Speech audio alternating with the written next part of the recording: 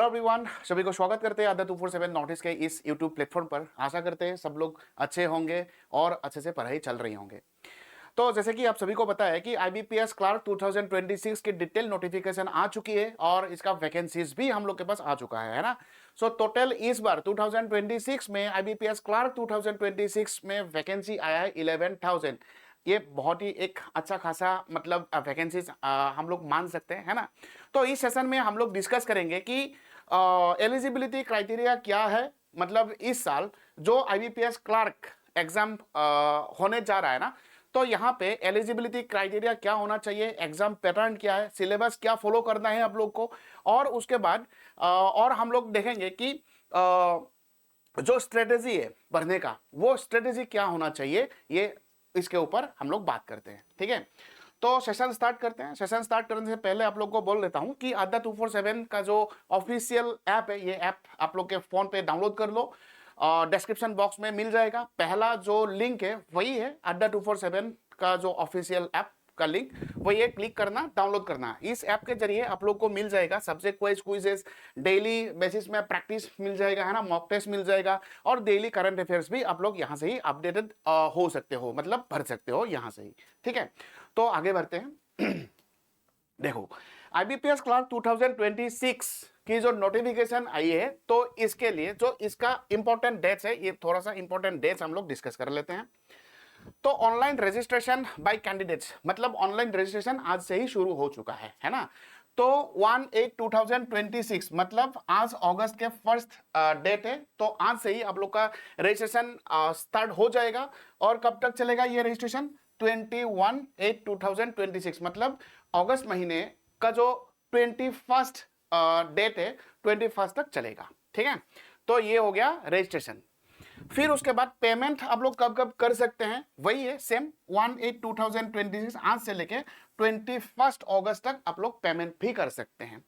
तो बात करते हैं ऑनलाइन प्रिलिमिनेशन, ऑनलाइन एग्जामिनेशन की। अब देखो, जो बैंक का ये एग्जाम्स होने वाला है ना, आईबीपीएस क्लार्क का जो एग्जाम पैटर्न है, या तो हम लोग बोल सकते हैं कि एग्जाम स्कीम। सो दो एग्जाम्स यहाँ पे कंडक्ट करवाया जाएगा। एक है, पहला है प्रीलिम्स एग्जाम एंड दूसरा है मेंस एग्जाम। अब प्रीलिम्स एग्जाम का डेट क्या है? जैसे कि आईबीपीएस ने कैलेंडर पहले ही मतलब हम लोग को रिलीज कर दिया था कि अक्टूबर 10th एंड अक्टूबर 11 को एग्जाम होने वाला है ना। तो यहाँ पे लेकिन सिर्फ लिखा गया है महीना, सिर्फ अक्टूबर महीने ही यहाँ पे लिखा गया है। ऑनलाइन एग्जामिनेशन प्रीलिम्स एग्जाम कब होने जा रहा है? अक्टूबर को होने जा रहा है, और डेट भी हम लोग को पता है, जैसे कि कैलेंडर में दिया गया है टेंटेटिव डेट 10th एंड 11, बस वही मैं लिख के रखता हूँ। 10th एंड 11th अक्टूबर को एग्जाम कंडक्ट करवाया जाएगा। कौन सा? Prelims exam. और इसका रिजल्ट कब निकलेगा? रिजल्ट जो है, रिजल्ट निकलेगा नवंबर में। अब मैं एक चीज बता देता हूं यहाँ पे, रिजल्ट ऑनलाइन मतलब प्रीलिम्स एग्जाम और प्रीलिम्स एग्जाम का जो जब मतलब रिलीज होगा ये रिजल्ट, तो वो डेट से लेके अगर हम लोग मेंस एग्जाम जब होगा, मतलब वो डेट अगर हम लोग कंसीडर करें, तो बीच में हम लोग को ज्यादा टाइम नहीं मिलने वाला है। Hardly we will have 15 days और 20 days to prepare for mains exam, right. तो इसलिए हम लोग को करना क्या है, अभी से तैयारी में लग जाना चाहिए। तो क्योंकि देखो, उस 15 दिन में ना ही तुम करंट अफेयर्स बहुत अच्छे से पढ़ पाओगे, ना ही तुम पजल्स सॉल्व कर पाओगे, ना ही तुम डाटा इंटरप्रिटेशन या तो अरिथमेटिक हम लोग मतलब क्या है प्रैक्टिस कर पाओगे। तो इसलिए आज से ही लग जाओ, शुरू हो जाओ कि प्रैक्टिस, मतलब प्रैक्टिस में लग जाओ, करंट अफेयर्स पढ़ो डेली बेसिस में, और मैथ्स हो, रीजनिंग हो, इंग्लिश हो, हर एक सब्जेक्ट अच्छी तरह से पढ़ना है।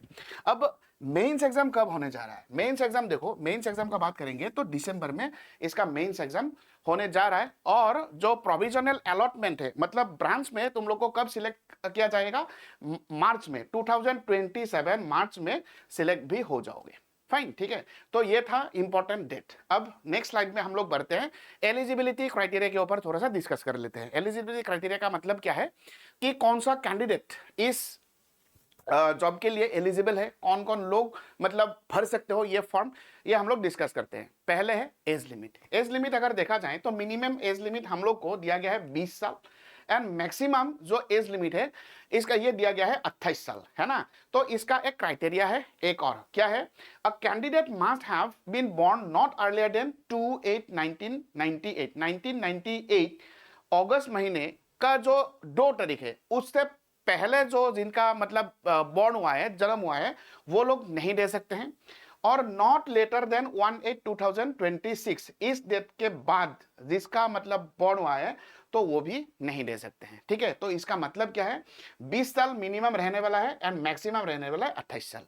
और अगर आप लोग मतलब कोई भी कैटेगरी से बिलोंग करते हो, जैसे कि सपोज मान लो ओबीसी, तो उनके लिए कुछ रिलैक्सेशन है, जैसे कि एसटी एससी पीडब्ल्यूबीडी, ये सब के लिए एक रिलैक्सेशन, कुछ रिलैक्सेशन दिया गया है। जैसे कि ओबीसी अगर एनसीएल आप लोग के पास है तो 3 साल का एज रिलैक्सेशन मिलेगा।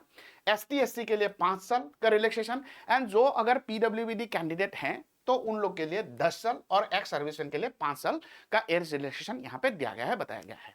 चलो अब एजुकेशन क्वालिफिकेशन के बारे में थोड़ा सा चर्चा करते हैं। देखो एजुकेशन क्वालिफिकेशन क्या होना चाहिए, यहां पे लिखा गया है कि any graduate can apply. Yes, तो आप लोग अगर सपोज मान लो कोई आर्ट्स बैकग्राउंड से है, कोई साइंस बैकग्राउंड से है, कोई कॉमर्स बैकग्राउंड से, या तो कोई इंजीनियरिंग बैकग्राउंड से, हर एक candidate can apply IBPS clerk exam अगर ग्रेजुएशन कंप्लीट है तो। ठीक है, और एक चीज देखो, ये सबसे इंपॉर्टेंट चीज है, the candidate must possess a valid mark sheet or degree certificate that he or she is a graduate on the day he she registers and indicate the percentage of marks obtained in graduation while registering online।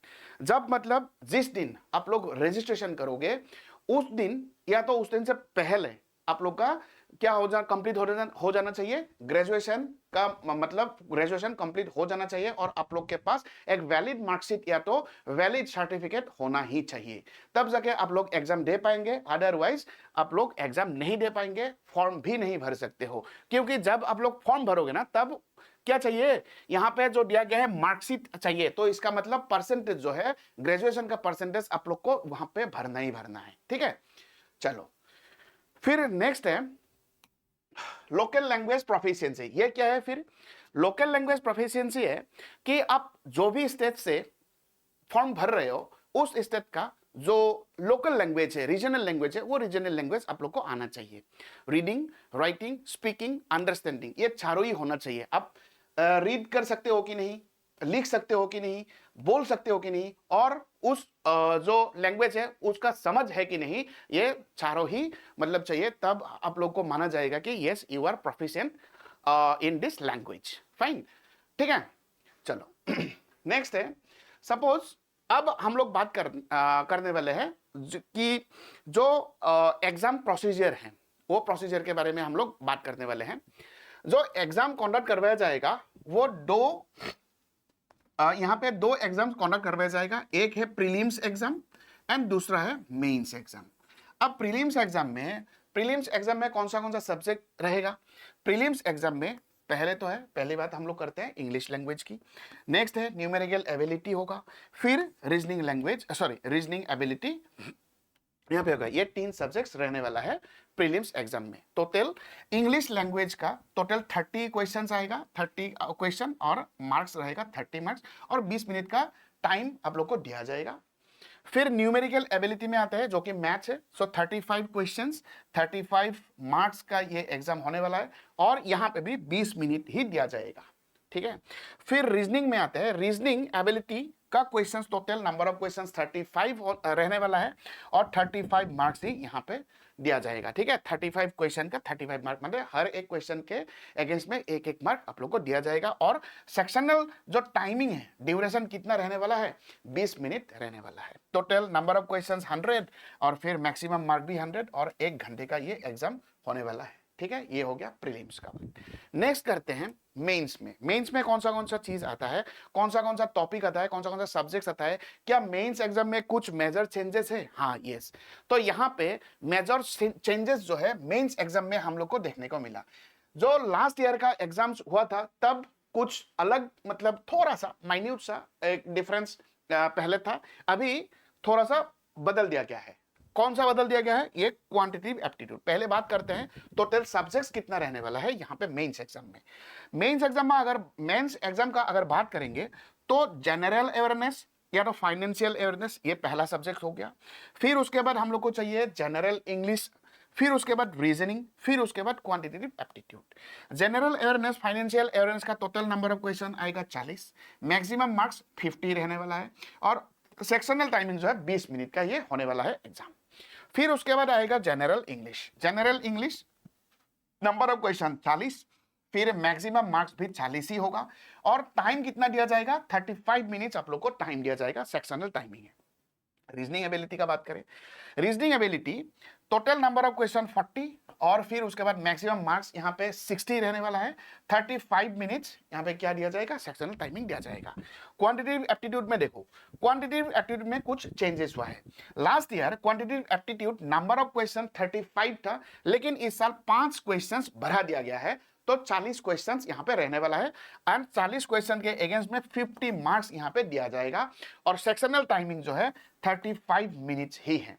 तो बात करें total की, total 160 questions रहेगा, and marks रहेगी 200 marks की ये exam होने वाली है। फिर उसके बाद जो टाइम है, टाइम कितना है, 125 मिनट्स का ये एग्जाम होगा, ठीक है। अब बात करते हैं मीडियम ऑफ एग्जाम्स की, कि कौन सा मीडियम में आप लोग ये एग्जाम दे सकते हो। क्या ये एग्जाम सिर्फ इंग्लिश में ही होगा, या तो सिर्फ हिंदी में ही होगा, या कुछ अलग लैंग्वेज भी यहाँ पे आप लोग यूज कर सकते हो। देखो, इंग्लिश लैंग्वेज जो है, जनरल इंग्लिश, ये इंग्लिश सब्जेक्ट को छोड़ के बाकी जितना भी 3 सब्जेक्ट है ना, ये तीनों सब्जेक्ट आप लोग के हिसाब से लैंग्वेज सिलेक्ट कर सकते हो। या तो आप लोग इंग्लिश में दे सकते हो, नहीं तो हिंदी में आप लोग दे सकते हो, नहीं तो जो आप लोग का स्टेट का एग्जाम से, जैसे कि सपोज मान लो आसाम का कौन सा, एसामीज में भी आप लोग दे सकते हो, ठीक है। तो ये रीजनल लैंग्वेज में RL मतलब यहाँ पे लिख के रख दिया, RL मतलब रीजनल लैंग्वेज, आप लोग का जो लैंग्वेज है उस लैंग्वेज में भी आप लोग दे सकते हो। मैं दिखा दूंगा कौन सा लैंग्वेजेस कौन सा स्टेट के लिए है, वो भी एडवर्टाइजमेंट में डिटेल दिया गया है। फिर वही है, वही सेम, बट रीजनिंग में भी वही English, Hindi and regional language, या क्वांटिटेटिव एप्टीट्यूड में भी वही है same, but English language, Hindi language and regional language में आप लोग दे सकते हो। सिर्फ ये मेंस का ही बात नहीं है, ये प्रीलिम्स में भी आप लोग दे सकते हो, सिर्फ इंग्लिश लैंग्वेज को छोड़ के। तो इंग्लिश लैंग्वेज तो इंग्लिश में ही देना पड़ेगा, बाकी जो 2 सब्जेक्ट हैं, तो 2 सब्जेक्ट या तो इंग्लिश में दो, नहीं तो हिंदी में दो, नहीं तो रीजनल लैंग्वेज में दे दो। ये दोनों सब्जेक्ट जो है, ये इन तीनों में से कोई एक आप लोग को चुनना है। लेकिन कब चूज करना है, जब आप लोग फॉर्म भरोगे तभी आप लोग को चूज करना होगा, ठीक है। चलो फिर नेक्स्ट है लोकल लैंग्वेज प्रोफिशिएंसी। अब देखो, मेंस एग्जाम्स के बाद है ना, मेंस एग्जाम के बाद क्या होगा, लोकल लैंग्वेज प्रोफिशिएंसी का टेस्ट होगा। लोकल लैंग्वेज प्रोफिशिएंसी टेस्ट, ये टेस्ट किस तरीके का है, मैं ये कह रहा हूं, देखो ये वाला जो पैराग्राफ है, ये पैराग्राफ पढ़ लो। 3rd पैराग्राफ क्या बताया गया है कि candidates who produce 10th standard और अबव मार्कशीट और certificate evidencing having studied the specified या opted local language will not be required to undergo the language test. तो मैंने यही कह रहा है कि कोई अगर कैंडिडेट ने जिस मतलब स्टेट से बिलोंग करते हैं, जिस स्टेट से वो कैंडिडेट भर रहे हैं फॉर्म, उस स्टेट का अगर जो लोकल लैंग्वेज है, उस लोकल लैंग्वेज अगर क्लास 10 तक पढ़ा है वो कैंडिडेट, तो उन लोग को नहीं देना है ये लोकल लैंग्वेज प्रोफिशिएंसी टेस्ट। किनको देना, मतलब किन लोग को देना है, जो लोग उस स्टेट का मतलब लोकल लैंग्वेज नहीं पढ़ा है क्लास 10 तक, उन लोग को ही लोकल लैंग्वेज प्रोफिशिएंसी टेस्ट देना है। अब ये 4th वाला एक बार पढ़ लो, है ना, 4th नहीं 5th वाला एक बार पढ़ लो। क्या बताया गया, candidate who fail to qualify this test will not be offered appointment and will be disqualified from the process. अगर कोई एक ऐसा कैंडिडेट जो फेल हो जाता है लोकल लैंग्वेज प्रोफिशिएंसी टेस्ट में, उन लोग को क्या मतलब उन लोग को क्या कर देगा, डिस्क्वालिफाइड कर देगा, उन लोग को नौकरी मिलेगा ही नहीं, ठीक है। आ रहा बात समझ में। चलो नेक्स्ट है, हम लोग थोड़ा सा कट ऑफ के बारे में थोड़ा सा बात करते हैं। ये आसाम का कट ऑफ मैंने लिखा था। देखो, कट ऑफ के बारे में अगर बात करोगे तो लास्ट ईयर का 2022 हो गया, 2020, ये देखो आईबीपीएस क्लर्क का ना कट ऑफ कैसे जाता है, स्टेट वाइज कट ऑफ निकलता रहता है ना, स्टेट वाइज कट ऑफ आप लोग को मिल जाएगा। यहाँ पे मैं सिर्फ आसाम का ही लिखा।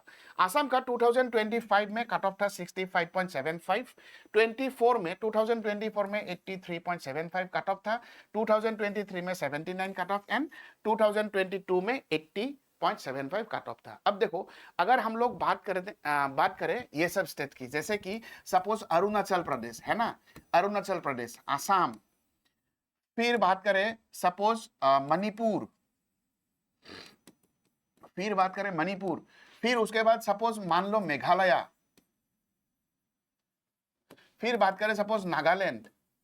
ये सब जितना भी यहाँ पे ये सब मैंने स्टेट लिखा, ये सब स्टेट का कट ऑफ कितना जाता है, लगभग इसके मतलब आसपास कट ऑफ जाता है। तो आप लोग को टारगेट क्या रहना चाहिए, आप लोग का टारगेट यही होना चाहिए इस साल 2026 में 70 to 75 कट ऑफ आप लोग का टारगेट होना चाहिए इस बार, माने 2026 में इतना कट ऑफ आप लोग को टारगेट रखना है।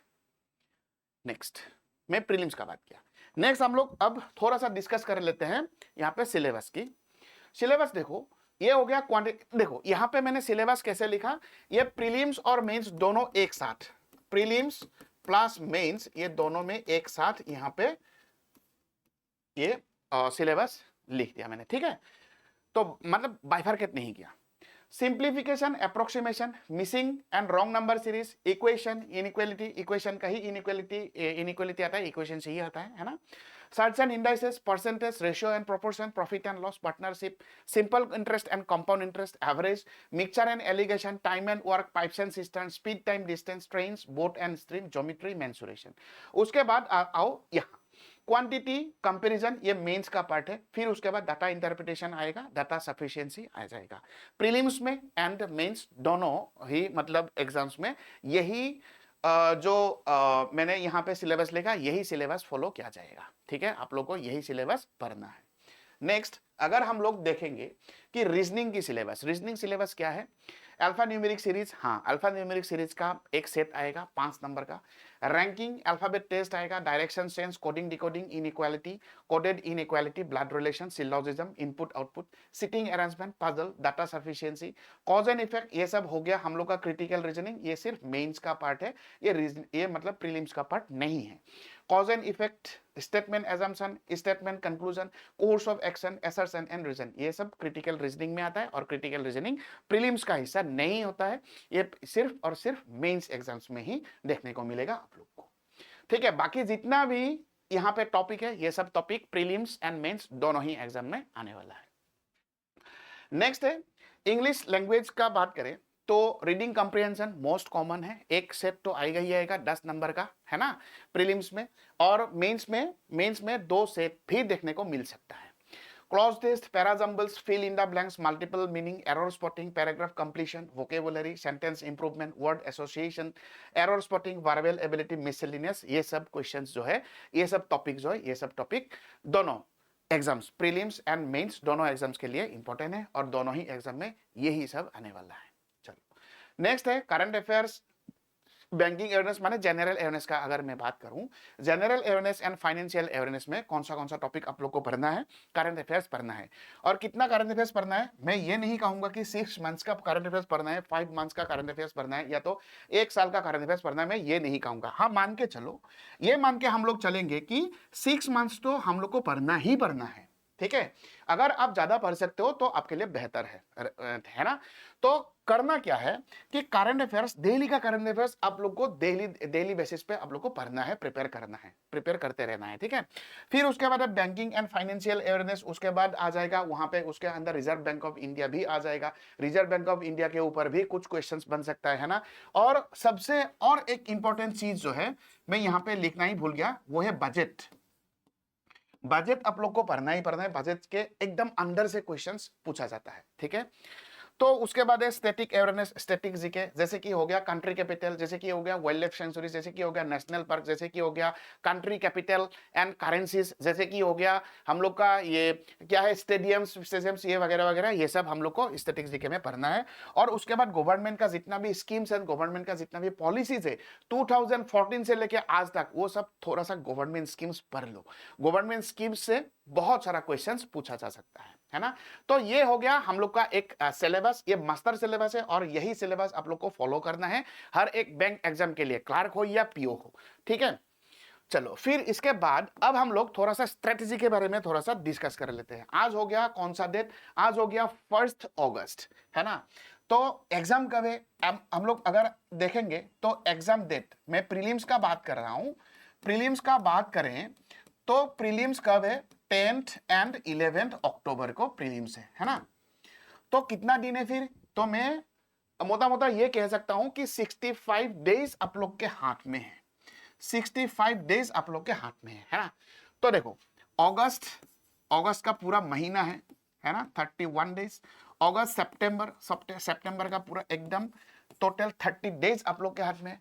एंड फिर उसके बाद अक्टूबर है, अक्टूबर का 10 तारीख से एग्जाम से हम लोग मान के चलेंगे कि 7 दिन अक्टूबर का है। तो टोटल हम लोग मानेंगे, तो मैं अगर यहाँ पे लिखूंगा तो मैं क्या लिखूंगा कि 65 डेज जो है आप लोग के हाथ में है, और इस 65 डेज में आप लोग को प्रिपेयर करना है इस IBPS क्लर्क एग्जाम्स के लिए। क्या स्ट्रेटेजी रहना चाहिए, अब देखो अगस्त महीना जो है, जो मतलब एकदम फ्रेशर है, जो फर्स्ट टाइम ये एग्जाम्स दे रहे हो, तो उन लोगों को करना क्या है, अगस्त महीने में पूरा का पूरा सिलेबस हम लोग को खत्म कर लेना है। ठीक है, तो ठीक है, सिलेबस खत्म कर लिया, फिर उसके बाद सिलेबस खत्म करने के साथ साथ हम लोग को रिवीजन भी टाइम टू टाइम रिवीजन भी करना चाहिए। फिर उसके बाद ये सितंबर महीना जो है, सितंबर का पहला 15 डेज हम लोग क्या करेंगे, हम लोग प्रैक्टिस करेंगे। क्या प्रैक्टिस करेंगे, प्रैक्टिस करना है, जितना हो सके उतना MCQs प्रैक्टिस करो, जितना हो सके उतना PYQ एटलीस्ट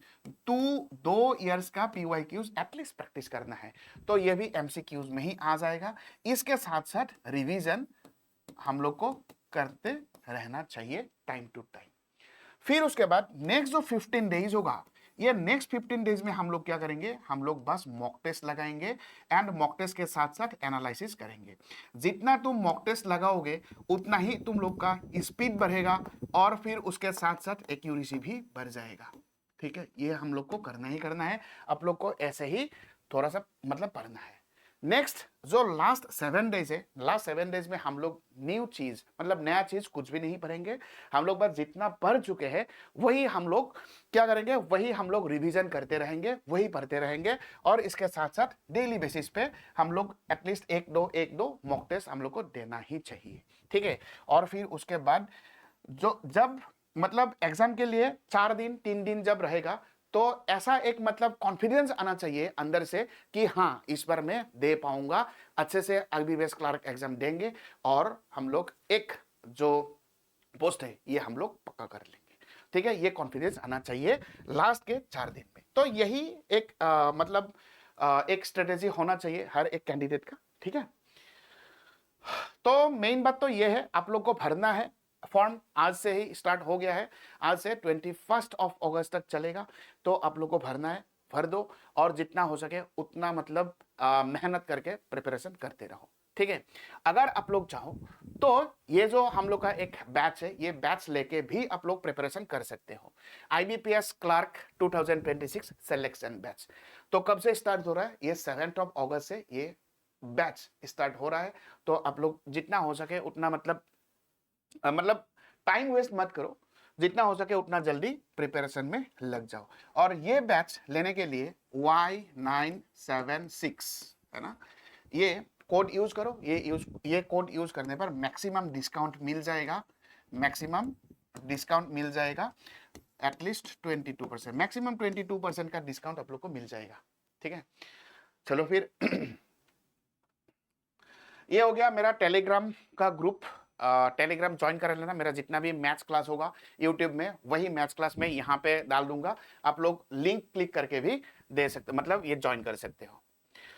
तो आज के लिए मैं इतना ही रखता हूँ। शेयर करना जितना हो सके और कमेंट करना अगर किसी को कुछ भी डाउट हो तो। ठीक है, और जो लोग नया है इस चैनल पे तो सब्सक्राइब कर देना चैनल। तो आज के लिए इतना ही, थैंक यू सो मच, मिलते हैं क्लास में, थैंक यू।